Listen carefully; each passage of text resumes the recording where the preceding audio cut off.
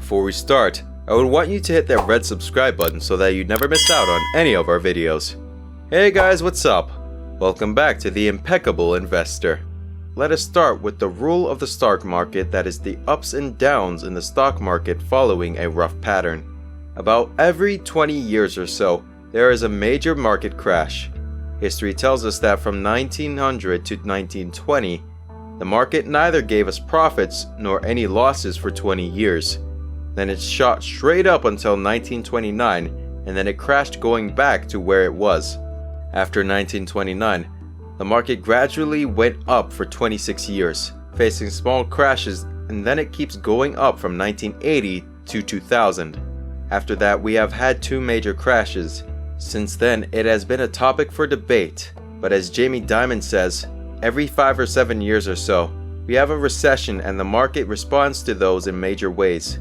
That's because recessions come when there is too much credit, and right now we have more credit than ever, so some people are thinking that we might face the biggest market crash in 2020, while on the other side everything seems pretty good right now, so we cannot really predict the stock market.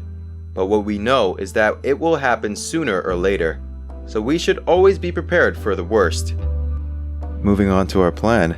When the S&P 500 or Dow Jones start to trade under the 200-day moving average, then we will start assuming that the market is going to crash or at least be bearish.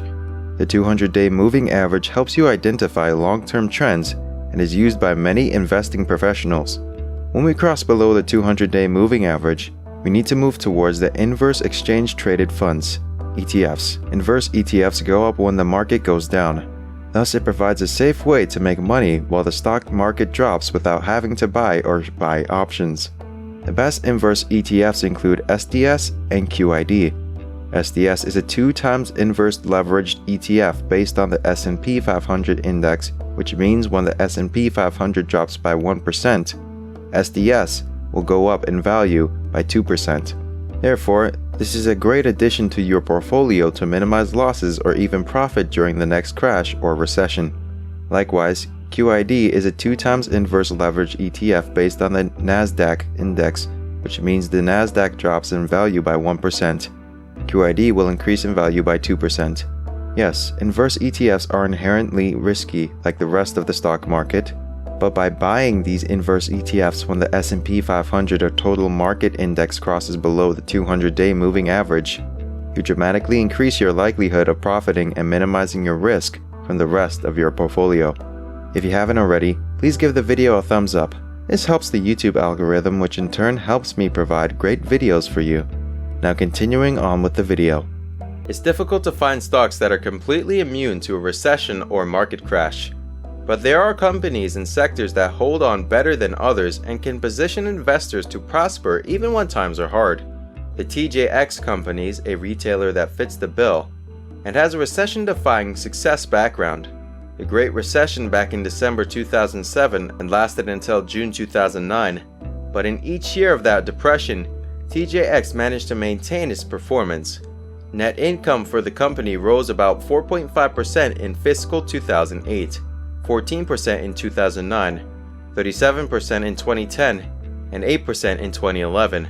And the portfolio delivered a dividend-adjusted total return of 125.6% in the 4-year period from the start of the last recession. Walmart delivers a 1.8% dividend yield at its current price and has a 46-year history of annual distribution growth backed by one of the strongest retail space firms. The key to the recession-defying success of Walmart is simple: low prices and an all-in-one shopping experience that no rival can match. The profitability of Walmart comes from making it easy to save time and money, and the company stock is likely to post market-beating results in the next downturn.